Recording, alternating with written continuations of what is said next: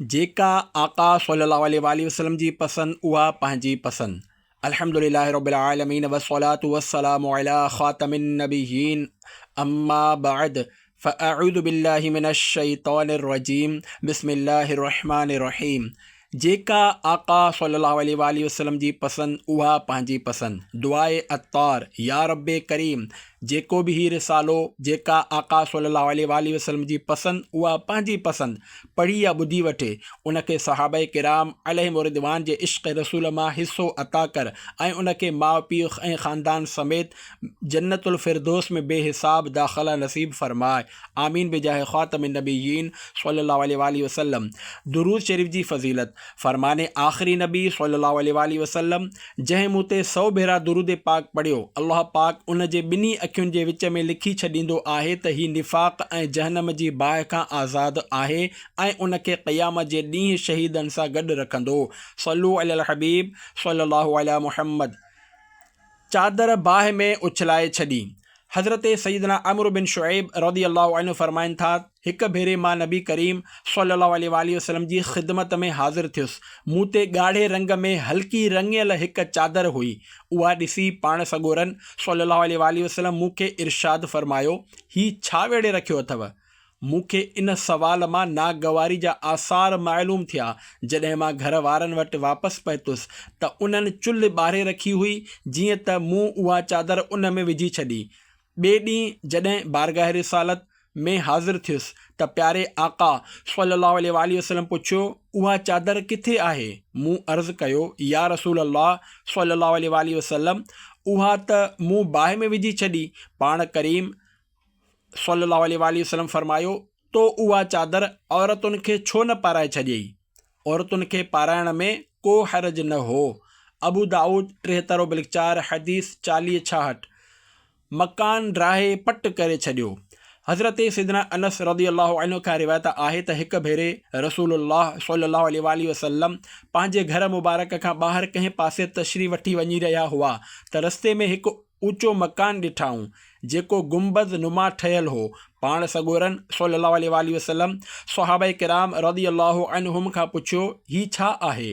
उन्हनि अर्ज़ु कयो, हीउ फ़लाणे अंसारी जो मकान आहे। उहो ॿुधी पाण सॻोरा सल्लल्लाहु अलैहि वसल्लम ख़ामोश थी विया। कंहिं ॿिए वक़्तु जॾहिं उहो अंसारी बारगाह रिसालत में हाज़िर थियो ऐं सलाम अर्ज़ु कयईं त सरकार मदीना सल्लल्लाहु अलैहि वसल्लम जवाबु न ॾिनो। उहो सम्झियो त शायदि पाण सॻोरन सल्लल्लाहु अलैहि वसल्लम जो ध्यानु न आहे, तंहिं करे ॿीहर सलाम अर्ज़ु कयईं, पर ॿियो भेरो बि जवाबु न मिलियो। हाणे हू घबराइजी वियो ऐं उते मौजूदु सहाबाए किराम रज़ियल्लाहु अन्हुम खे चवणु लॻो, ख़ुदा जो कसम, मां रसूलुल्लाह सल्लल्लाहु अलैहि वसल्लम खे नाराज़ थो ॾिसां। सहाबाए कराम अलैहिम रिदवान खेसि ॿुधायो त रसूलुल्लाह सल्लल्लाहु अलैहि वसल्लम ॿाहिरि तशरीफ़ खणी विया हुआ त रस्ते में तुंहिंजे मकान खे ॾिसी पुछियो हुआऊं त हीउ कंहिंजो आहे। याने असांजो अंदाज़ो इहो ई आहे त तव्हां खां नाराज़गी जो सबबु तव्हांजे तामीर कयल बुलंद अमारत आहे।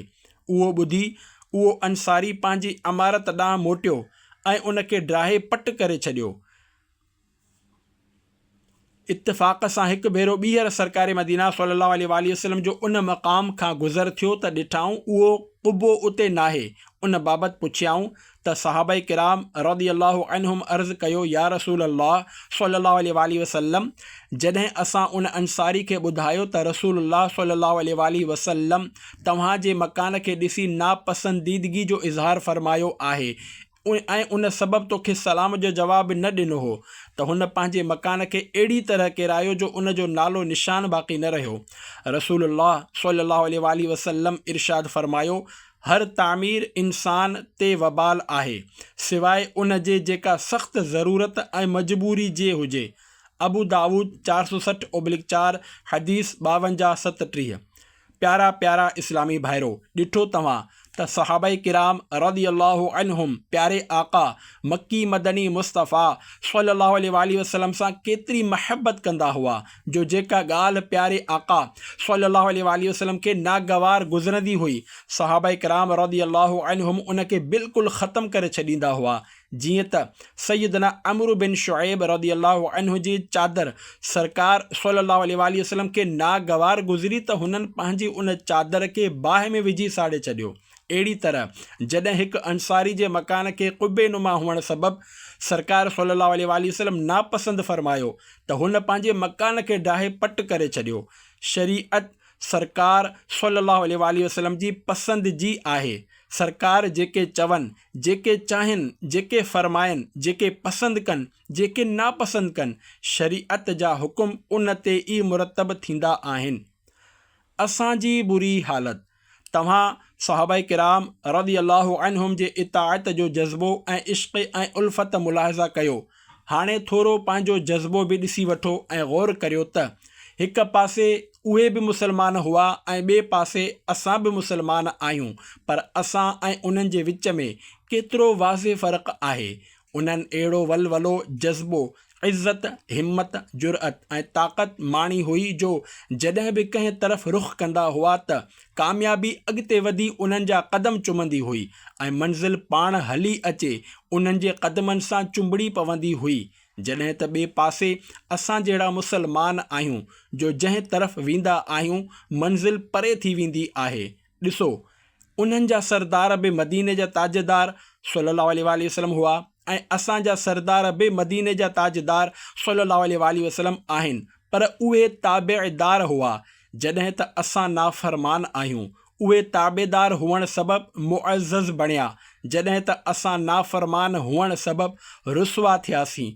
कंहिं शाइर छा ख़ूब चयो आहे, वो मुअज़्ज़ज़ थे ज़माने में मुसलमान होकर और तुम ख्वार हुए तारिके क़ुरआन होकर।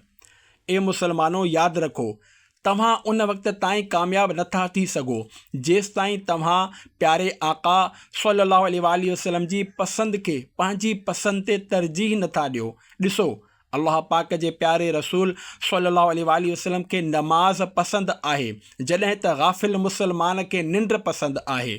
मोज़िन पुकारे पुकारे ऐलान कंदो आहे, अस्सलातु ख़ैरुम मिनन नौम, याने नमाज़ निंड खां बहितर आहे।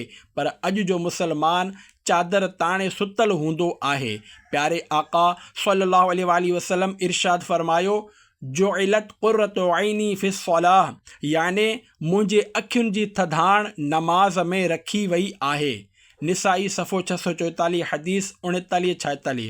पर अफ़सोस, अॼु जे गाफ़िल मुसलमान खे रसूलुल्लाह सल्लल्लाहु अलैहि वसल्लम जे मुबारक अखियुनि जी थधाण सां को सरोकार नाहे। अफ़सोस, रसूलुल्लाह सल्लल्लाहु अलैहि वसल्लम जे अखियुनि जी थधाण नमाज़ में आहे, पर गाफ़िल मुसलमान जे अखियुनि जी थधाण फ़िल्मूं ड्रामा ॾिसण ऐं बदनिगाही करण में आहे। अफ़सोस, असां रसूलुल्लाह सल्लल्लाहु अलैहि वसल्लम जी पसंदि खे अमली तौर ते पंहिंजी पसंदि न बणायो। ॾिसो, रसूलुल्लाह सल्लल्लाहु अलैहि वसल्लम खे ॾाढ़ी, ज़ुल्फ़ ऐं अमामे जो ताज पसंदि आहे, पर अव्हां जी पसंदि छा आहे? मां पंहिंजे तरफ़ां नथो चवां, पर अल्लाह जे प्यारे हबीब सल्लल्लाहु अलैहि वसल्लम जो इरशाद आहे, ॾाढ़ी वधायो, मुछूं नंढियूं कयो ऐं आतिश परस्तनि बाहि जे पुॼारियुनि जी मुखालिफ़त करियो, याने उन्हनि जहिड़ा चहिरा न बणायो। बुख़ारी 75/4 हदीस 58-92। अॼु जेकॾहिं को ज़ुल्फ़ रखे ऐं चहिरे ते सुन्नत मुताबिक़ हिकु मुठ ॾाढ़ी सजाए त पाण खे मुसलमान सॾाईंदड़ बदक़िस्मती सां खेसि हक़ारत जी नज़र सां ॾिसंदा ऐं मुल्लो चई संदसि मज़ाक़ उॾाईंदा आहिनि।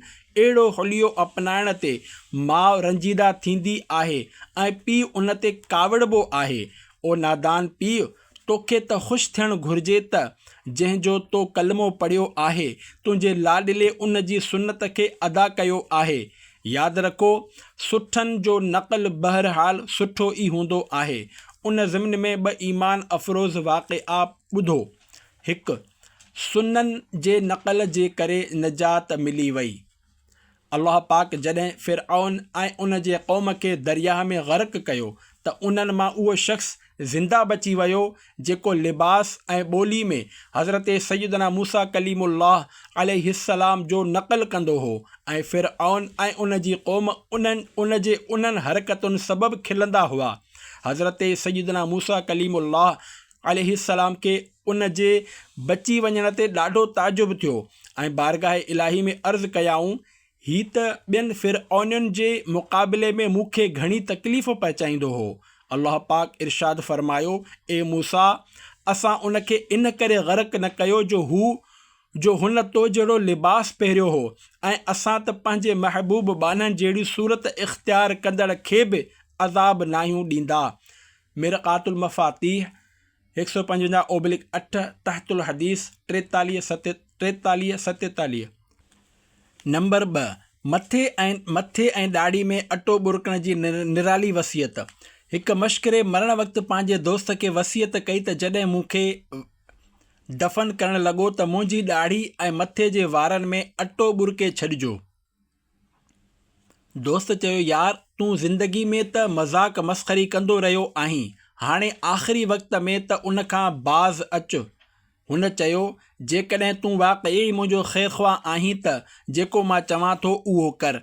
दोस्त खिलंदे राज़ी थी वियो ऐं इंतक़ाल बाद हुन दफ़न करण वक़्तु उन जी ॾाढ़ी ऐं मथे जे वारनि में अटो बुरके छॾियो। कुझु ॾींहंनि खां पोइ पंहिंजे मरहूम दोस्त खे ख़्वाब में ॾिसी पुछियाईं, मा फ़अलल्लाहु बिक, याने अल्लाह पाक तोसां कहिड़ो मुआमिलो फ़रमायो? मरहूम चयो, मूंखां सुवाल थियो त तो अटो बुरकण जी वसियत छो कई हुई? मूं अर्ज़ु कयो, ए अल्लाह, मूं तुंहिंजे महबूब मुहम्मद रसूलुल्लाह सल्लल्लाहु अलैहि वसल्लम जो इरशाद ॿुधो हो। तर्जुमो, याने बेशक अल्लाह पाक मुसलमान जे पोढ़ाइप खां हया फ़रमाईंदो आहे। पोढ़ो थियण त मुंहिंजे इख़्तियार में न हो, इन करे सोचियुमि त पोढ़ाइप जहिड़ी सूरत बणाए वठां। अल्लाह पाक फ़रमायो, वञ, मूं तोखे बख़्शे छॾियो। माइदन अख़लाक़ सफ़ो 54। अच्छा वार इज़्ज़त ऐं वक़ार आहिनि। हदीस शरीफ़ में आहे, हज़रत सैयदना इब्राहिम ख़लीलुल्लाह अलैहिस्सलाम सभ खां पहिरीं अच्छा वार ॾिठा त अर्ज़ु कयाऊं, ए रब, ही छा आहे? इरशाद थियो, ही वक़ार आहे। अर्ज़ु कयाऊं, ए मुंहिंजा रब, मुंहिंजो वक़ार वधीक कर। मोता इमाम मालिक 415/2 हदीस 1756। ए आशिक़ाने रसूल, यादि रखो, जेसिताईं असां प्यारे आका सल्लल्लाहु अलैहि वसल्लम जी पसंदि खे पंहिंजी पसंदि ते तरजीह न ॾींदासीं, तेसिताईं असां दुनिया में नाकाम रहंदासीं ऐं आख़िरत में बि कामयाबु थियण जी उमेद घटि आहे। यक़ीनन अल्लाह पाक जी रहमत तमामु वॾी आहे, पर थोरो सोचो, असांजी सरकशी कहिड़े हद ताईं पहुची चुकी आहे। असां केतिरे क़दुरु भटकियल राह जो शिकार थी चुका आहियूं। जेकॾहिं पहिरीं बानो गुनाह कंदो हो त शर्मसार बि थींदो हो, पर हाणे हाल इहो आहे जो गुनाह करे ख़ुशि थींदो आहे ऐं को सम्झाए त उबतो उन जो मज़ाक़ उॾाईंदो आहे। मूंखे मौसीक़ी जा आलात औज़ार टोड़ण लाइ मोकिलियो वियो आहे। प्यारा प्यारा इस्लामी भाइरो, अॼुकल्ह ॿियनि गुनाहनि जियां मौसीक़ी बि तमामु घणी आम थी चुकी आहे। हालांकि हदीस पाक में इन जी मज़म्मत बयानु कई वई आहे। जीअं त सरकार मदीना सल्लल्लाहु अलैहि वसल्लम जो इरशाद पाक आहे, मूंखे मौसीक़ी जा आलात टोड़ण लाइ मोकिलियो वियो आहे। कंज़ुल अम्माल जुज़ 15 99/8 हदीस 40-6-82। अफ़सोस, हिकु तरफ़ त प्यारे आका सल्लल्लाहु अलैहि वसल्लम जो ही इरशाद पाक आहे, जॾहिं त ॿिए तरफ़ असां मुसलमाननि जो किरदारु आहे त घर घर मां मौसीक़ी जो धुन ॿुधण में ईंदी आहे। इहो कहिड़ो घरु आहे? उहो कहिड़ो घरु आहे जंहिंमें गाना बाजा नथा वॼनि? कहिड़ो घरु अहिड़ो आहे जंहिंमें फिल्मूं ड्रामा नथा ॾिठा वञनि? जेतिरो सरमायो घणो हूंदो आहे, बानो रब खां ओतिरो ई गाफ़िल थी वेंदो आहे। ॾींहुं राति उनखे माल जो फ़िक्रु लॻल हूंदो आहे। पोइ धाड़ेलनि जो ख़तरो अलॻि रहंदो आहे। टैक्सेशन डिपार्टमेंट वारा उन जे घर जा चकर लॻाईंदा आहिनि। के मालदार वीचारा पंहिंजे माल जे फ़िक्र में एतिरे क़दुरु मुब्तला हूंदा आहिनि जो पंहिंजी जान मां बि हथ धोई वेंदा आहिनि। इन ज़िम्न में हिकु इबरत अंगेज़ वाक़िओ ॿुधो। माल जी फ़िक्र में हिकु वापारी जो मौत। पाकिस्तान में हिकु अजीब वाक़िओ थियो। हिकु मालदार शख़्स टैक्स डिपार्टमेंट तरफ़ां 1 करोड़ रुपया टैक्स अदा करण जो ऑफिशियली नोटिस मोकिलियो वियो। हुन ऑफिसरनि सां रिश्वत जे सौदेबाज़ी शुरू करे ॾिनी त जीअं घटि रक़म एवज़ संदसि जान आजी थी वञे। खेसि चयो वियो त जेकॾहिं तव्हां ऑफिशियली तौर ते टैक्स अदा करणु चाहियो था त तव्हांखे पूरा 1 करोड़ रुपया अदा करणा पवंदा ऐं जेकॾहिं पुठिएं दरवाज़े खां मतिलबु त रिश्वत जे ॾेती लेती ज़रिए ॾियणु चाहियो था त अधु क़ीमत में कमु थी वेंदो। उहो दौलतमंद शख़्स शायदि 3 लख रिश्वत ॾियण ते राज़ी हो। अलग़रज़ मुआमलो ते न थी सघियो ऐं ऑफिसर हलिया विया। ॾिसो, हिकु तरफ़ मुसलमाननि जी हीअ हालत आहे जो रिश्वत जी ॾेती लेती करे रहिया आहिनि, जॾहिं त ॿिए तरफ़ रसूलुल्लाह सल्लल्लाहु अलैहि वसल्लम जो फ़रमाने इबरत निशान आहे अर्राशी वल मुर्तशी किलाहुमा फिन्नार, याने रिश्वत वठंदड़ ऐं ॾींदड़ ॿई जहन्नमी आहिनि। मुअज्जम औसत 550/1 हदीस 2026। पर अफ़सोस अॼु जे मुसलमाननि खे अहिड़ी तरह जे वईदुनि खां किथे डपु लॻे थो।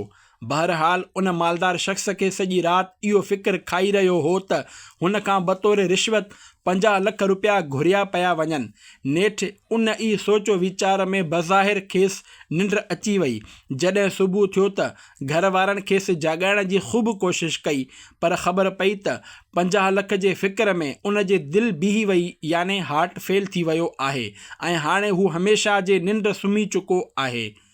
प्यारा प्यारा इस्लामी भाइरो, ॾिठो तव्हां त दौलत उन मालदार शख़्स जे कहिड़े कमु आई। यादि रखो, दौलत कंहिंखे मौत खां नथी बचाए सघे। जेकॾहिं दौलत कंहिंखे बचाए सघे हा त क़ारून जहिड़ी दौलत अॼु कंहिं वटि नाहे। क़ारून एतिरो त दौलतमंद हो जो उन जे ख़ज़ाने जूं चाबियूं हिकु तमामु वॾी जमाअत खणंदी हुई। चयो वञे थो त उहा जमाअत 40 माण्हुनि ते मुश्तमिल हुई। तफ़सीर सावी सिपारो 20 सूरतुल क़सस तहतुल आयत 76। थोरो सोचो, जंहिंजे ख़ज़ाने जूं चाबियूं हिकु जमाअत खणंदी हुजे, उन जो ख़ज़ानो केतिरो हूंदो, पर उहो ख़ज़ानो उन जे कमु न आयो। क़ारून जो इबरतनाक अंजाम। जॾहिं हज़रत मूसा कलीमुल्लाह अलैहिस्सलाम अल्लाह पाक जे हुकुम ते क़ारून खां ज़कात जो मुतालबो कयो त हू उन जी अदायगी लाइ तयारु न थियो। हीला बहाना करणु लॻो ऐं आख़िरकार ज़कात जो इनकार कंदे चवणु लॻो, वाह, जॾहिं माल मूं कमायो आहे त तव्हांखे कीअं ॾेई छॾियां।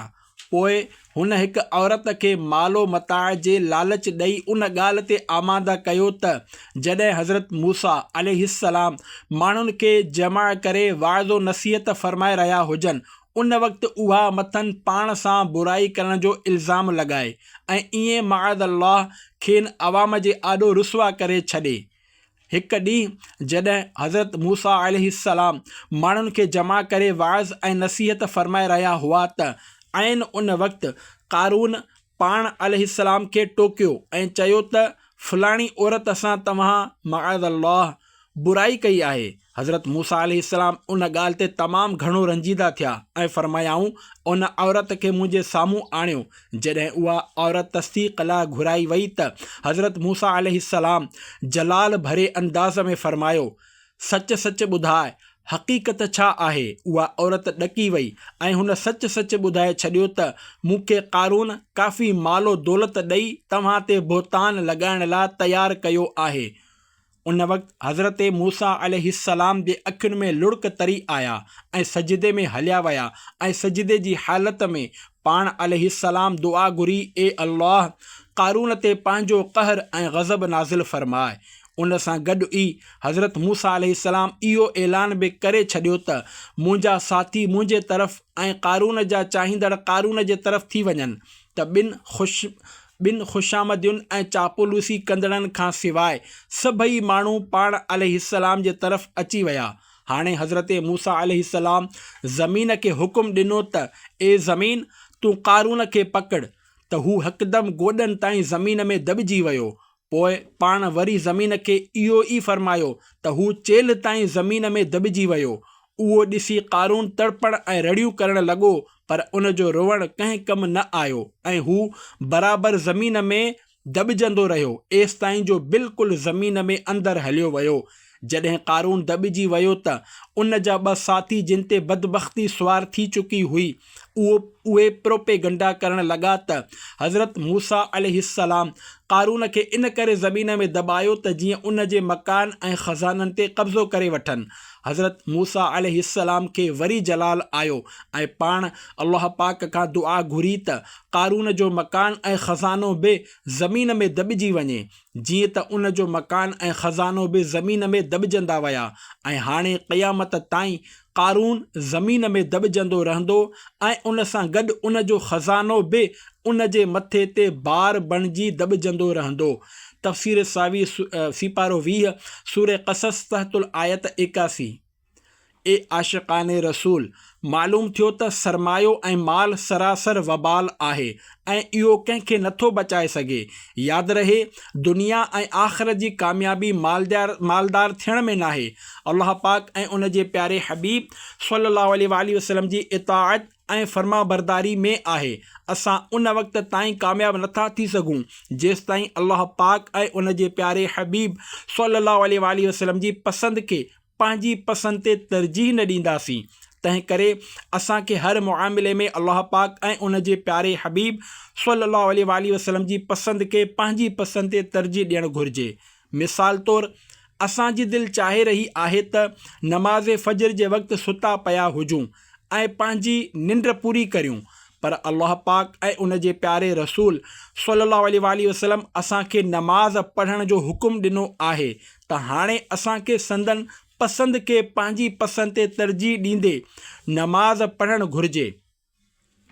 अहिड़ी तरह जेकॾहिं ॾाढ़ी कूड़ाइण जी दिलि चाहे त इन मुआमिले में बि दिलि जी मुखालिफ़त करणु घुरिजे ऐं सुन्नत मुताबिक़ हिकु मुठ ॾाढ़ी रखणु घुरिजे। पर अफ़सोस, अॼुकल्ह को ईअं कंदो आहे। न हर तरफ़ नफ़्स ऐं शैतान जी इताअत जो ज़ोर आहे। यादि रहे, जेको नफ़्स जी मुखालिफ़त कंदो आहे उहो कामयाबु थींदो आहे, चाहे उहो केर बि हुजे। इन ज़िम्न में हिकु ईमान अफ़रोज़ वाक़िओ पेशे ख़िदमत आहे। जीअं त मरीज़ पाण तबीब बणिजी वियो।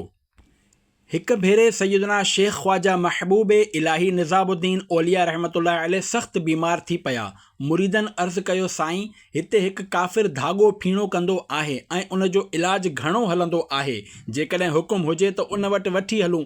फरमायाऊं, मां इलाज लाइ काफ़िर वटि न वेंदुसि। मर्ज़ वधीक शिद्दत इख़्तियार कई ऐं पाण रहमतुल्लाही अलैह बेहोश थी विया।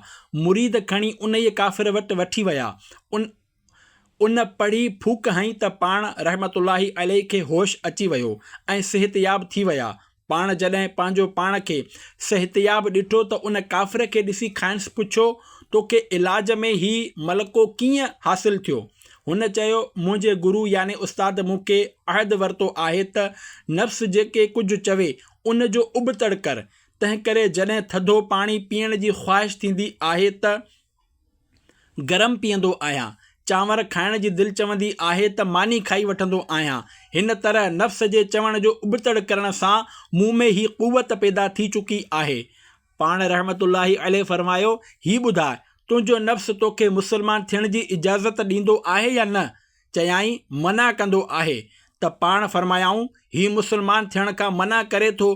तुंहिंजे उसूल जे मुताबिक़ तोखे उन जे चवण जो उबतड़ कंदे मुसलमान थियणु घुरिजे।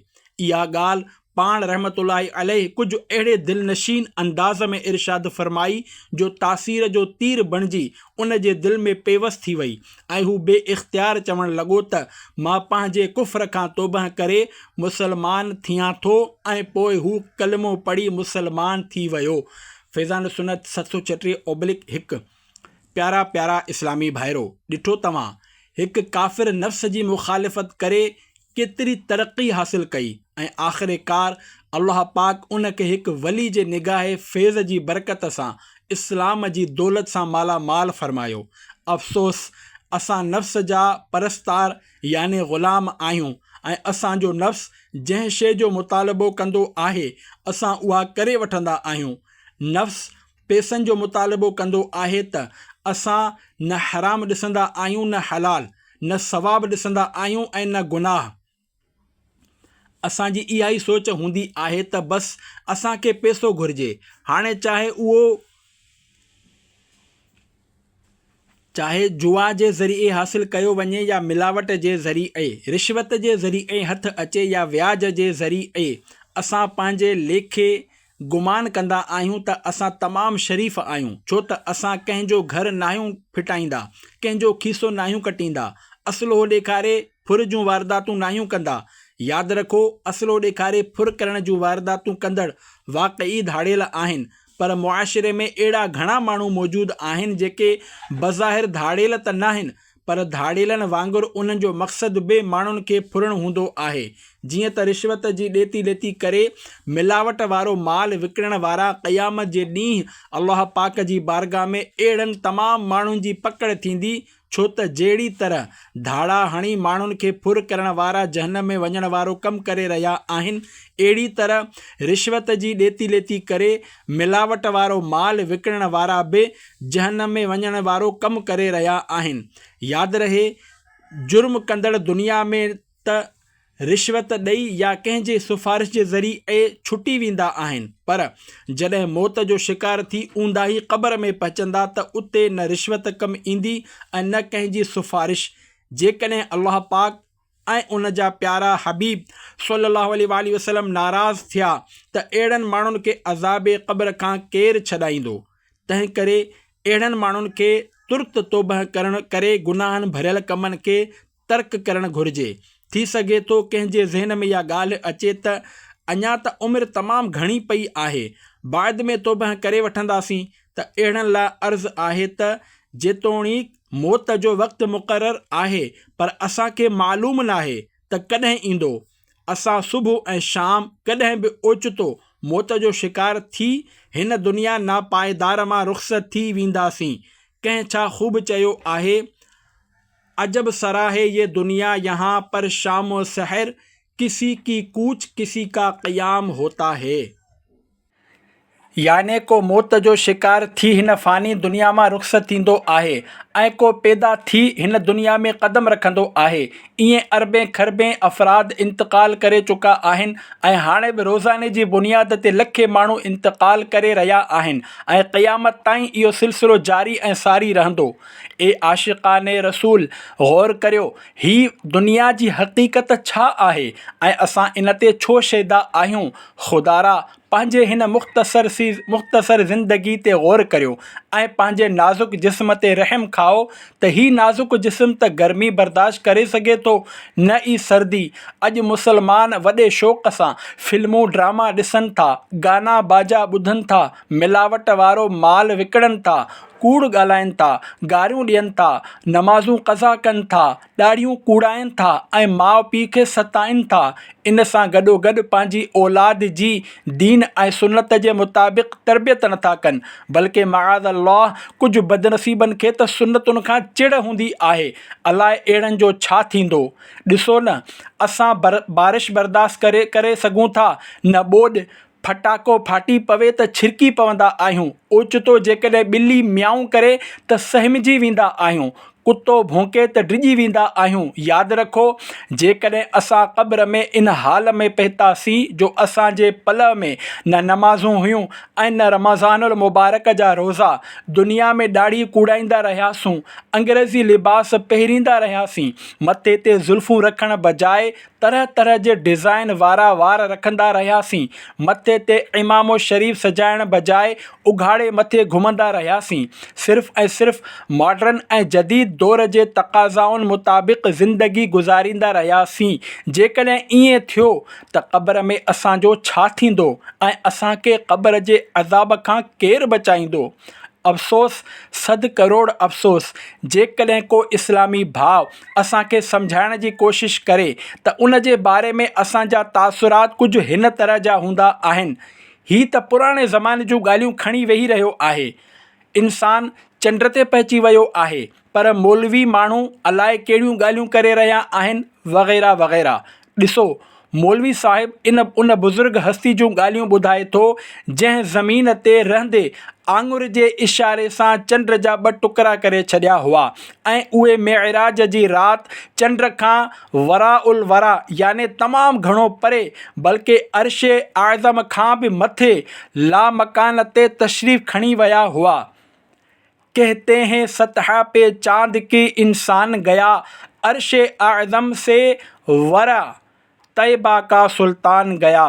मौलवी साहिब जी ॻाल्हियुनि खे डकियानूसी सम्झंदड़ जेकॾहिं क़ुर पाक खे सम्झी पढ़नि ऐं अल्लाह पाक जे प्यारे हबीब सल्लल्लाहु अलैहि वसल्लम जे हदीसुनि मुबारकुनि जो गौर सां मुतालिओ कनि त उन्हनि खे ख़बर पइजी वेंदी त इस्लाम ऐं शरीअत जी तालीमात केतिरी उम्दा आहे। हिन फ़ानी दुनिया में हर हिक खे मरणो आहे। अमीर अहले सुन्नत मौलाना मोहम्मद इलियास अत्तार क़ादिरी रज़वी दामत बरकातुहुमुल आलिया इरशाद फ़रमाइनि था, हिन फ़ानी दुनिया में हर हिक खे मरणो आहे, कंहिंखे बि हमेशह नाहे रहणो। कंहिं हिकु वक़्तु हो जो असांजो ॾाॾो ॾाॾी ऐं नानो नानी हिन दुनिया में हूंदा हुआ, पर हाणे उन्हनि मां को बि ज़िंदा न रहियो। अफ़सोस, माउ पीउ बि इंतक़ाल करे विया ऐं वॾो भाउ ऐं ॿ टे भेनर बि इंतक़ाल करे वियूं। उन्हनि मां किन खे मूं पाण इंतक़ाल कंदे ॾिठो आहे, बल्कि किन खे त पंहिंजे हथनि सां क़ब्र में लाथो आहे। जॾहिं सभु हलिया विया त यक़ीनन हिकु ॾींहुं मूंखे बि हिन फ़ानी दुनिया मां रुख़्सत थी वञिणो आहे। कंहिं छा ख़ूब चयो आहे, नसीम सुबह गुलशन में गुलों से खेलती होगी, किसी की आख़िरी हिचकी किसी की दिल लगी होगी।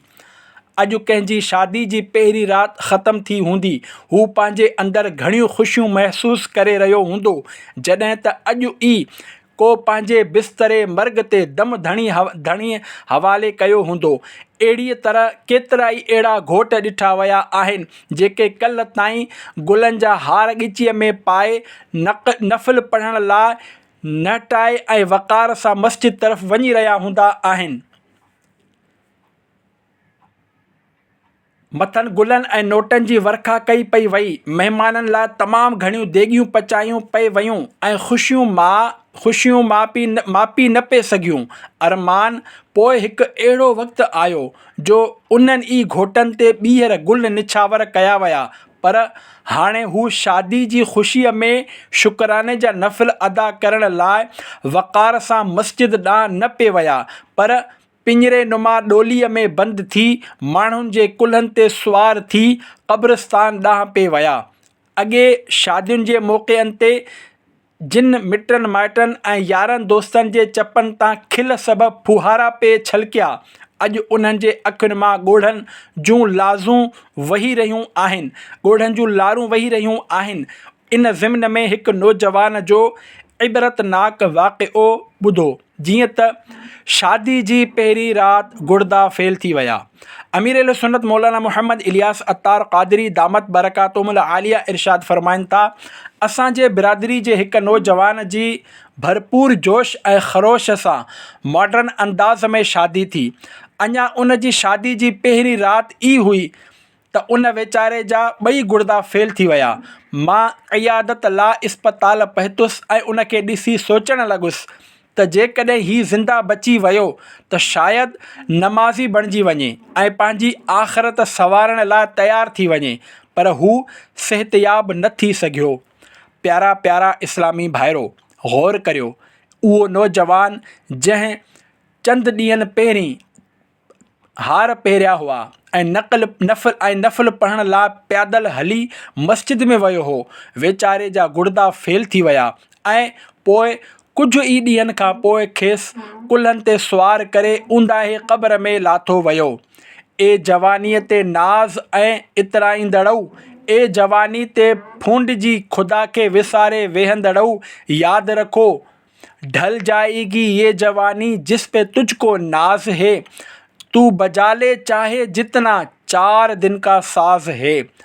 फ़रिश्ते जी पुकार।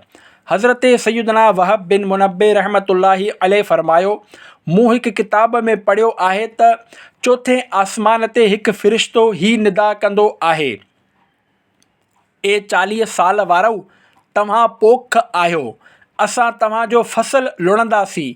ए 50 साल वारो, तव्हां लाइ उहो ई आहे जेको तव्हां अॻिते मोकिलियो ऐं जेको पोइते छॾे आया।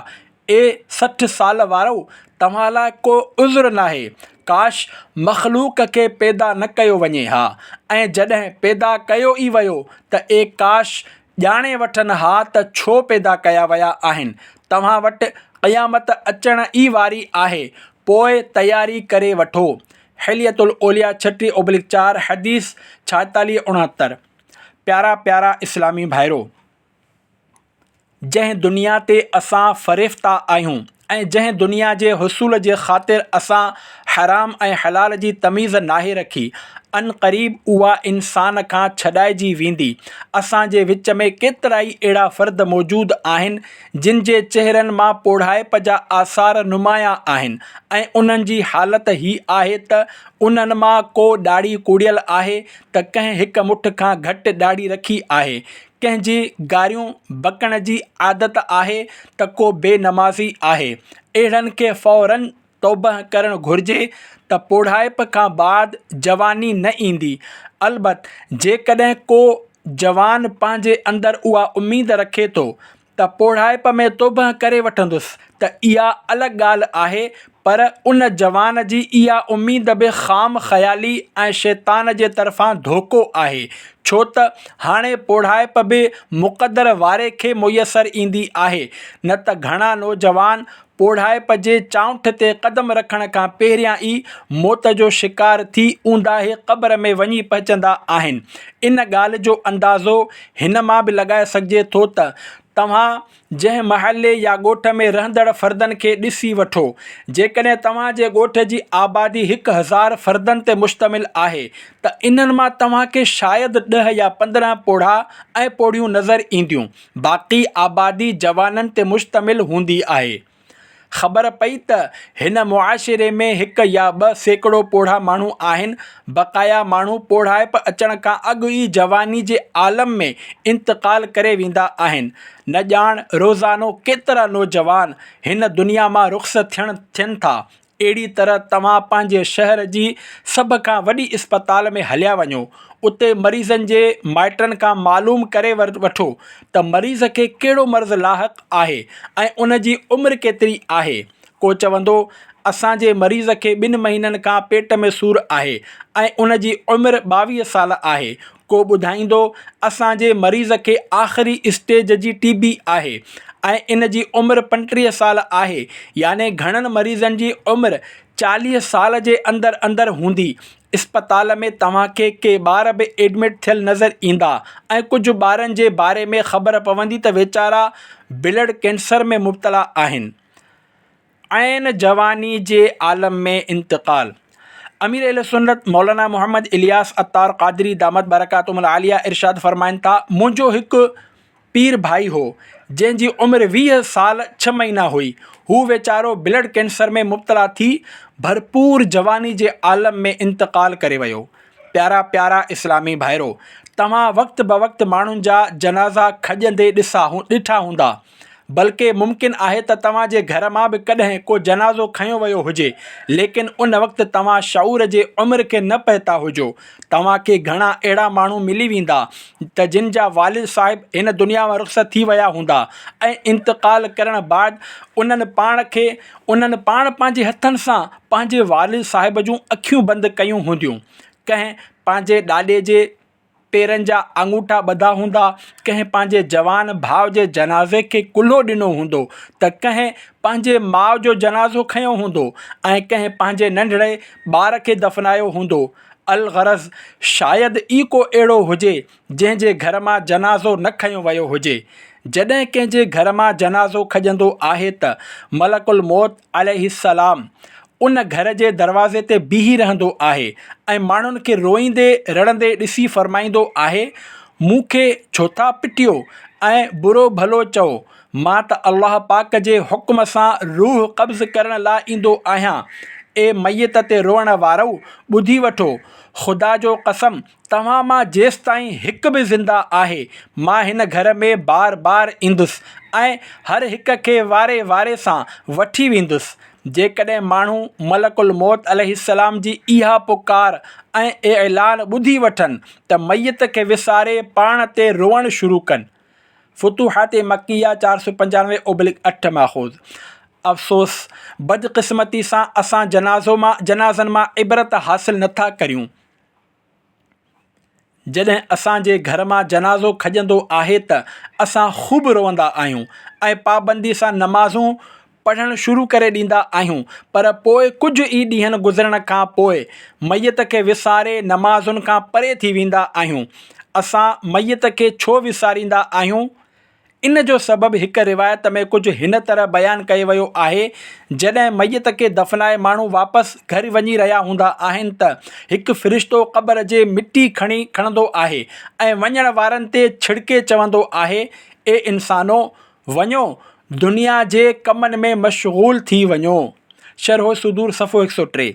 ए आशिक़ाने रसूल, जॾहिं को इंतकाल कंदो आहे त आहिस्ते आहिस्ते उन जे इंतकाल जो ग़म ख़तमु थींदो वेंदो आहे।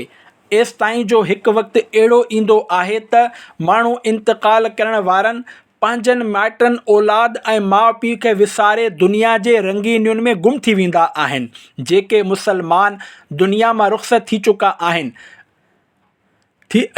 रुख़्सत थी चुका, असां उन्हनि जे बारे में सोचणु घुरिजे। असांखे उन्हनि जे बारे में सोचणु घुरिजे त हिन वक़्तु उन्हनि ते केॾी बेवसी छायल हूंदी। गौर करियो, जॾहिं हिकु ॾींहुं असांखे बि असांजा नाज़ खणण वारा पंहिंजे कुल्हनि ते खणी क़ब्रिस्तान वञी रहिया हूंदा ऐं अॼु असांखे मिस्टर चवण वारा सुभाणे मरहूम चई सॾे रहिया हूंदा त असां ते केॾी बेवसी छायल हूंदी। जेकॾहिं उन वक़्तु मआज़ अल्लाह असां वटि नमाज़ूं न थियूं, रमज़ान मुबारक जा रोज़ा न थिया, अमाल नामो क़दम क़दम ते कयल गुनाहनि सां भरियल निकितो, अल्लाह पाक नाराज़ थींदो ऐं उन जो प्यारो हबीब सल्लल्लाहु अलैहि वसल्लम रुसी वियो त अहिड़ी सूरत में क़ब्र असां सां कहिड़ी तरह जो सलूक कंदी। इन खे थोरो गौर सां पढ़ो ॿुधो। जीअं त नमाज़ में सुस्ती कंदड़नि जी सज़ा। हिकु रिवायत में आहे, नमाज़ में सुस्ती कंदड़नि खे क़ब्र ईअं दॿाईंदी जो उन्हनि जूं पासराटियूं टुटी हिक ॿिए में मिली वेंदियूं। क़ुरतुल अयून मअ रौज़ुल फ़ाइक़ सफ़ो 383। प्यारा प्यारा इस्लामी भाइरो, यादि रखो त अज़ाब क़ब्र खां न कराटे जो फ़न बचाए सघंदो ऐं न पहलवानीअ जा दाव पेच, न बॉक्सिंग जा मुक्का क़ब्र जी पकड़ खां बचाए सघंदा ऐं न ई कंहिं क़िस्म जो असलहो। हाय अफ़सोस, जॾहिं क़ब्र दॿाईंदी त पासराटियूं भॼी भुरी हिक ॿिए सां मिली वेंदियूं।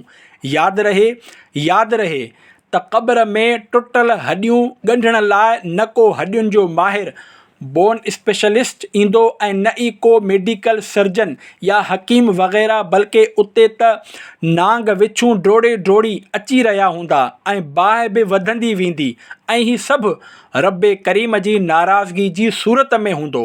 ॾिसो, असां दुनिया जी गर्मी खां बचण लाइ त घर में पखो ऐं एयर कंडीशन लॻाए वरितो, पर क़ब्र जी गर्मी खां बचण लाइ नमाज़ जो को एहतमाम न कयो। अहिड़ी तरह हुस्ने अख़लाक़, सचाई, अमानतदारी, दयानतदारी ऐं ॿियनि अहिड़नि नेक अमलनि जो जेके असां लाइ क़ब्र में राहत जो सामान बणिजी सघिया थे, उन्हनि जो को बि एहतमाम न कयो वियो। असां सिर्फ़ु पंहिंजे मकाननि खे फर्नीचर सां सजायो त जीअं आराम मिले, मकान में रोशनदान ठाहियो त जीअं रोशनी हासिल थिए, पर अफ़सोस क़ब्र में जन्नत जे रोशनदान जो को इंतज़ाम न कयो। क़यामत जे ॾींहुं हसरत ऐं नदामत। ए आशिक़ाने रसूल, ग़फ़लत जी निंड खां बेदार थी वञो। यादि रखो, जेकॾहिं असां अल्लाह पाक ऐं उन जे प्यारे हबीब सल्लल्लाहु अलैहि वसल्लम जी इताअत ऐं फ़र्मा बरदारी न कंदासीं त असांजो अंजाम छा थींदो। इन सिलसिले में अल्लाह पाक जो सचो कलाम गौर सां ॿुधो। जीअं इरशादे बारी ताला आहे, बिस्मिल्लाहिर्रहमानिर्रहीम, यौम तुक़ल्लबु वुजूहुहुम फिन्नारि यक़ूलून या लैतना अतअनल्लाह व अतअनर रसूल। सिपारो 22 सूरह अहज़ाब आयत 66। तर्जुमो कंज़ुल इरफ़ान। जंहिं ॾींहुं उन्हनि जा मुंहं बाहि में बार बार विधा वेंदा त चवंदा हूंदा, हाय ए काश असां अल्लाह जो हुकुम मञियो हुजे हा ऐं रसूल जो हुकुम मञियो हुजे हा। कंज़ुल ईमान। मुझे आका आला हज़रत आशिक़ रसूल वली कामिल मौलाना शाह इमाम अहमद रज़ा ख़ान रहमतुल्लाहि अलैह जो तर्जुमो कयल क़ुरान मजीद जो तर्जुमो आहे। तव्हां बि पंहिंजे घर में सिर्फ़ क़ुरान पाक जो तर्जुमो कंज़ुल ईमान ई रखो। ए बेनमाज़ियो, तव्हां बि ॿुधो। ए रमज़ान जा रोज़ा क़ज़ा करण वारो, ए फ़र्ज़ हुजण बावजूदु ज़कात अदा न करण वारो, ए फ़र्ज़ थी वञण बावजूदु हज अदा न करण वारो, ए माउ पीउ खे सताइण वारो, ए दाढ़ी कूड़ाइण या हिकु मुठ खां घटाइण कराइण वारो, कटराइण वारो, ए वीडियो गेम्स खेॾण ऐं खेॾाइण वारो, ए फिल्मूं ड्रामा ॾिसण ॾेखारण वारो, ए गाना बाजा ॿुधण ऐं ॿुधाइण वारो, ए धोखो ॾेई मिलावट जो माल विकिणण वारो, ए रिश्वत जी ॾेती लेती करण वारो, ए व्याज खोरी में मुबतला रहण वारो।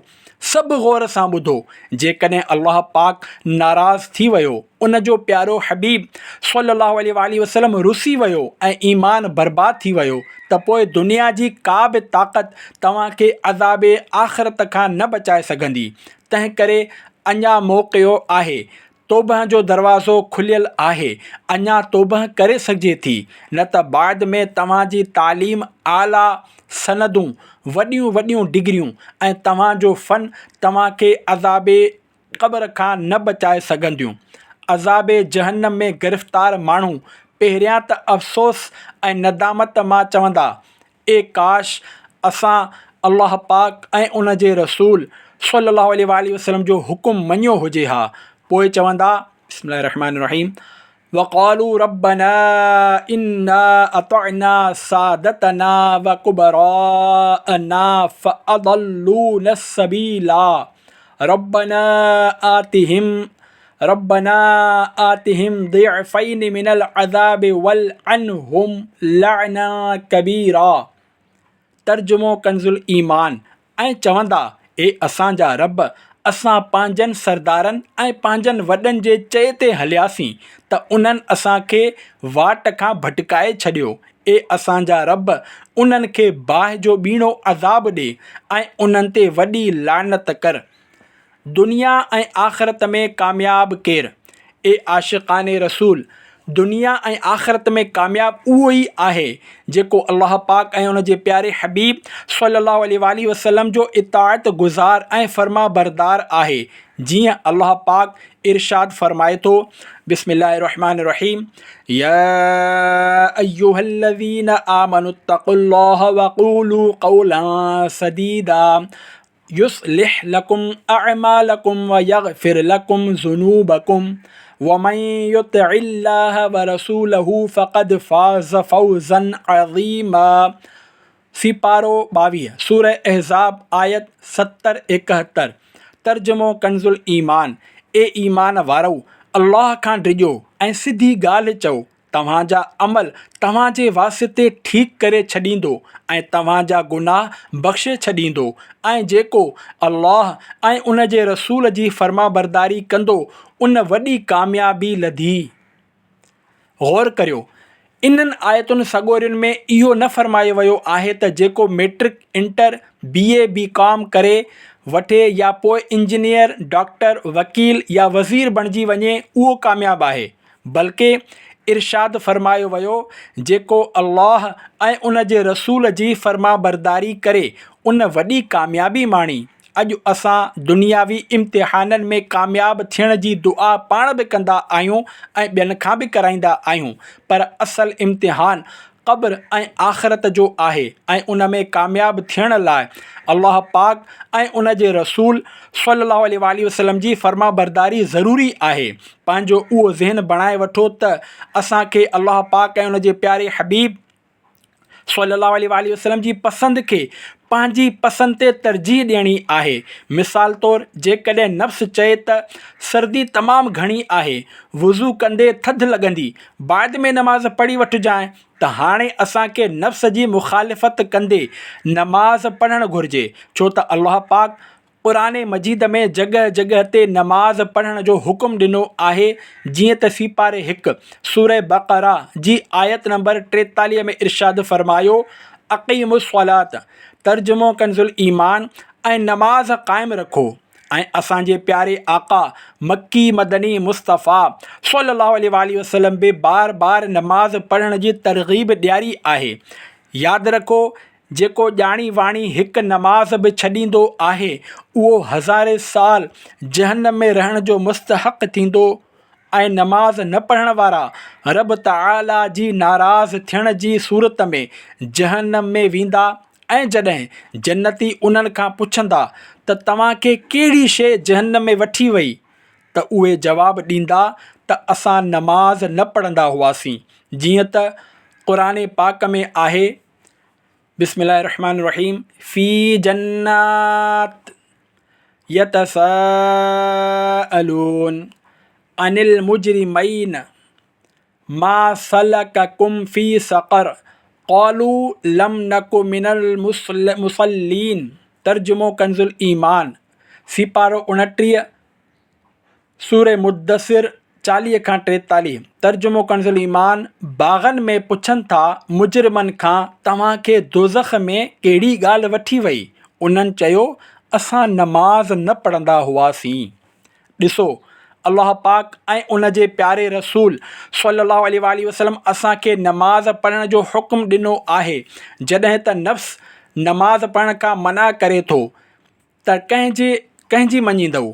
अल्लाह पाक ऐं उन जे रसूल सल्लल्लाहु अलैहि वसल्लम जी मञींदव या नफ़्स जी? अहिड़ी तरह अल्लाह पाक जे प्यारे हबीब सल्लल्लाहु अलैहि वसल्लम असांखे ॾाढ़ी वधाइण जो हुकुम ॾिनो आहे। जीअं त हदीस पाक में आहे, मुछूं ख़ूब नंढियूं कयो ऐं ॾाढ़ियुनि खे मुआफ़ी ॾियो याने वधायो। यहूदियन जहिड़ी सूरत न बणायो। शरह मुआनिल आसार 28/4 हदीस 64, 22, 64। नफ़्स चवे थो ॾाढ़ी न रखो, ऑफिसर चवे थो ॾाढ़ी न रखो, माउ पीउ चवनि था ॾाढ़ी न रखो, त कंहिंजी मञींदव? अल्लाह पाक ऐं उन जे रसूल सल्लल्लाहु अलैहि वसल्लम जी मञींदव या नफ़्स जी? यादि रखो, जेकॾहिं माउ पीउ ॾाढ़ी रखण खां मना कनि त इन सिलसिले में उन्हनि जी ॻाल्हि न मञिबी। छो त जॾहिं अल्लाह पाक जे प्यारे हबीब सल्लल्लाहु अलैहि वसल्लम ॾाढ़ी रखण जो हुकुम ॾिनो त हाणे ॾाढ़ी रखणु वाजिबु ऐं कूड़ाइणु हराम थी वियो। यादि रहे, ॾाढ़ी कूड़ाइणु या हिकु मुठ खां नंढी कराइणु ॿई नाजाइज़ आहिनि। फ़तावा रज़विया 581/22। नियत करियो त अॼु खां पोइ असां ॾाढ़ी न कूड़ाईंदासीं ऐं न ई कटाए हिकु मुठ खां घटि कराईंदासीं। अखियुनि में जहन्नम जी बाहि। ए आशिक़ाने रसूल, अॼुकल्ह असांजे मुआशिरे में गाना बाजा ऐं फिल्मूं ड्रामा आम थी विया आहिनि ऐं उन्हनि जी नहूसत सां असांजो मुआशिरो तबाह ऐं बर्बाद थी चुको आहे। मनक़ूल आहे, जेको पंहिंजे अखियुनि खे हराम सां भरींदो उन जे अखियुनि खे जहन्नम जी बाहि सां भरियो वेंदो। मुकाशिफ़तुल क़ुलूब सफ़ो 10। जॾहिं अखि में मिटीअ जो हिकु मामूली ज़रो पवंदो आहे त अखि ॻाढ़ी थी वेंदी आहे ऐं तकलीफ़ सही न सघिबी आहे, त पोइ आख़िरत में जहन्नम जी बाहि कीअं सही सघिबी? इन ज़िम्न में हिकु ॿी रिवायत पढ़ो, जीअं त हज़रत इमाम हाफ़िज़ अबुल क़ासिम सुलेमान तबरानी नक़ल कनि था, प्यारे आका सल्लल्लाहु अलैहि वसल्लम ख़्वाब में हिकु मंज़र ही बि ॾिठो त कुझु माण्हुनि जे अखियुनि ऐं कननि में कोका लॻल आहिनि। पाण सॻोरन सल्लल्लाहु अलैहि वसल्लम जी ख़िदमत में अर्ज़ु कयो वियो, ही उहे माण्हू आहिनि जेके उहो ॾिसंदा आहिनि जेको इन्हनि खे न ॾिसणु घुरिजे ऐं इहो ॿुधंदा आहिनि जेको इन्हनि खे न ॿुधणु घुरिजे। मुअज्जम कबीर 156/8 हदीस 76-66। प्यारा प्यारा इस्लामी भाइरो, अहद करियो त असां अल्लाह पाक ऐं उन जे प्यारे रसूल सल्लल्लाहु अलैहि वसल्लम जी रिज़ा लाइ फिल्मूं ड्रामा ॾिसण ऐं गाना बाजा ॿुधण खां सची तौबह करियूं था ऐं अॼु खां पोइ असां फिल्मूं ड्रामा ॾिसण ऐं गाना बाजा ॿुधण खां बचंदासीं इंशा अल्लाहुल करीम। सल्लु अलल हबीब सल्लल्लाहु अला मुहम्मद व आलिहि व अस्हाबिहि व बारक वसल्लम।